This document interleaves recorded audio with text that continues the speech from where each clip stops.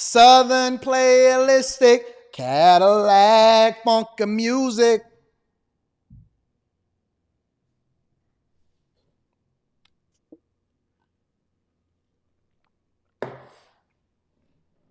We gonna get you high. We gonna get you high.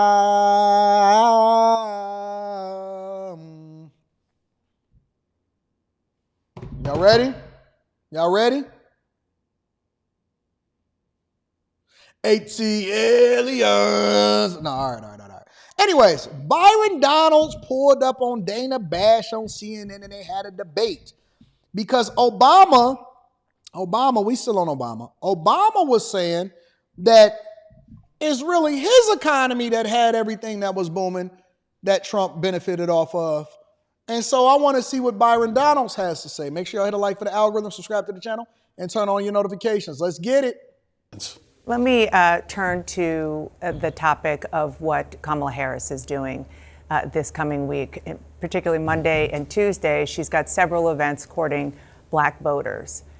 I know that you are talking about the black vote coming out, particularly black men, for Donald Trump. You're trying to help him along with that. To that point, can you talk specifically about what Donald Trump would do policy-wise in a second term to help black Americans?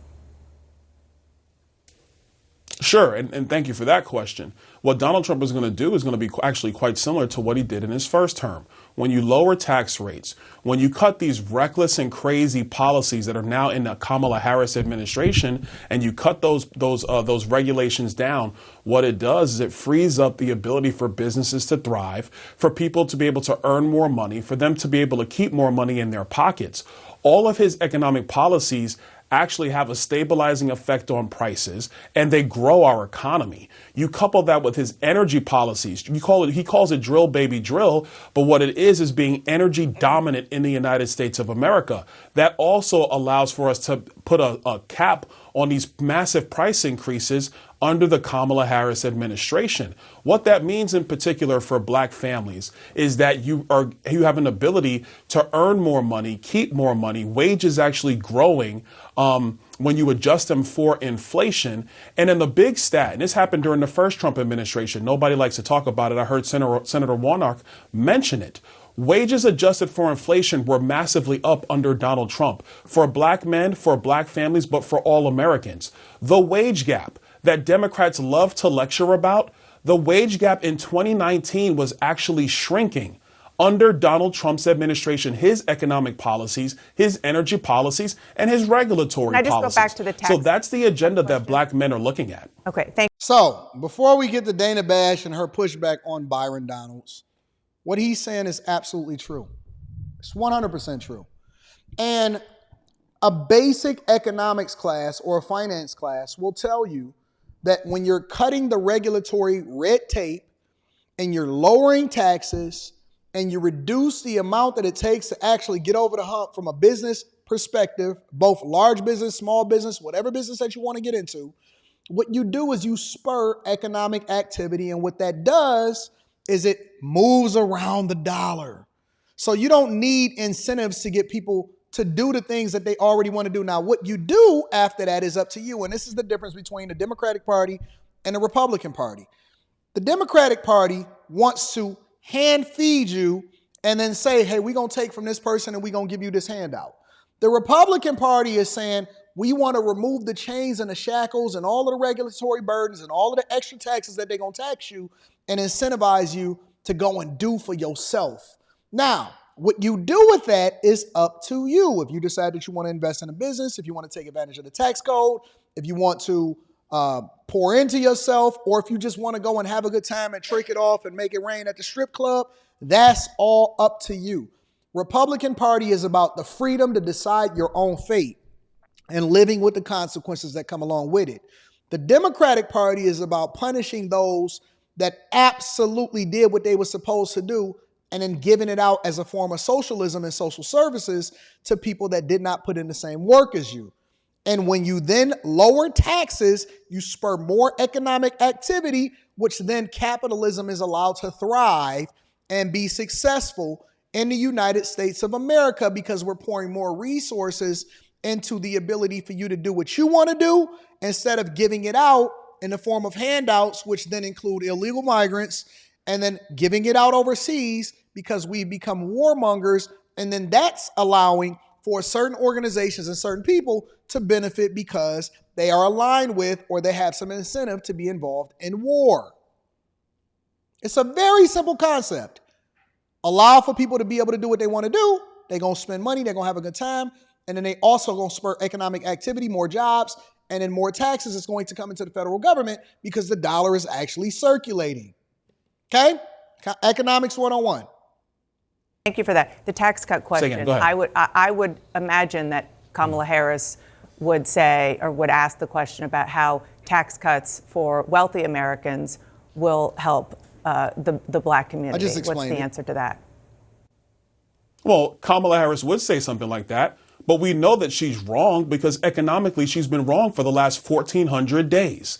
If you look at Tax Cut and Jobs Act, it cut tax rates across the board, mostly for middle-class families. So this is why wages adjusted for inflation for black families was higher under Donald Trump than any other administration in the history of our country.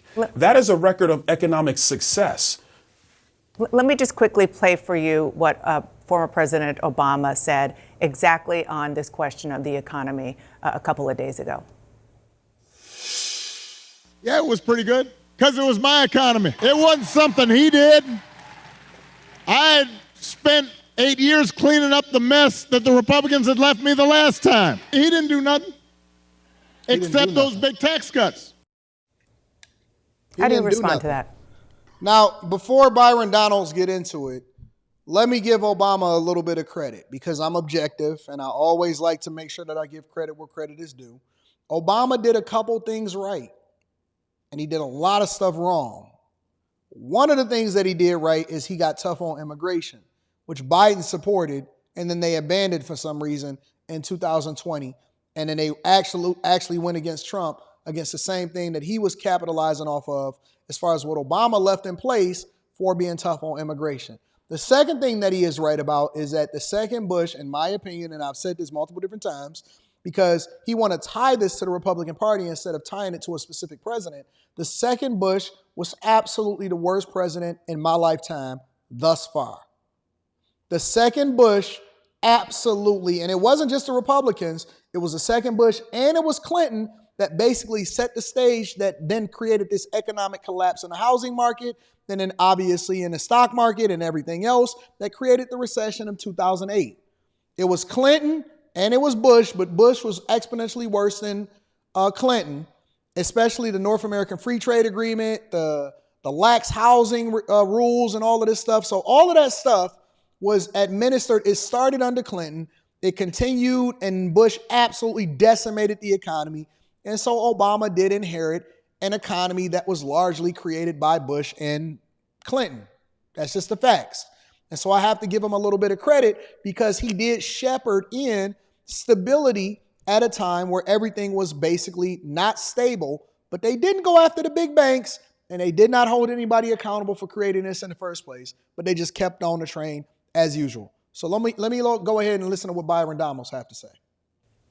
Very easily. I was working in finance during Barack Obama's administration. Let me tell you, the economy under especially the last 5 years, was growing at about 1 to 1.5% per year. I think at the time, President Obama was saying that, this era of large economic growth is something of the past. We're going to have a more consistent economy. Well, in his words, a consistent economy meant one that barely grew. So when Donald Trump came in, he brought his tax cut policy in, which cut taxes across the board for everybody in our country, coupled the fact that he did cut massive regulations from the Obama administration. And what did we see? Economic growth in the United States went from 1.5% under Barack Obama to 3.5% under Donald Trump. Wages adjusted for inflation, like I said, because it's the truth, increased for every subgroup of Americans in our country. The wealth gap was closing.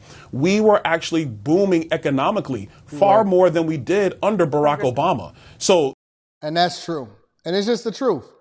And I will give Obama credit for stabilizing our economy at a time where he had been left with an absolute disaster, which is one of the reasons why they voted him in the first place. And again, this is no time for me to actually go at Obama. He's created enough chaos himself over the last few days. But we were booming. We were surviving under Obama. We were getting stability back. And then we were booming under Trump, only to have it all undone. And you know how you know that Biden and Harris was so bad? Is that we sitting here debating the Obama economy versus Trump economy, and we not debating the Biden and Harris economy versus the Trump economy. That's how you know that they were really, really bad. We can have that debate, but that's how you know that they were really, really bad.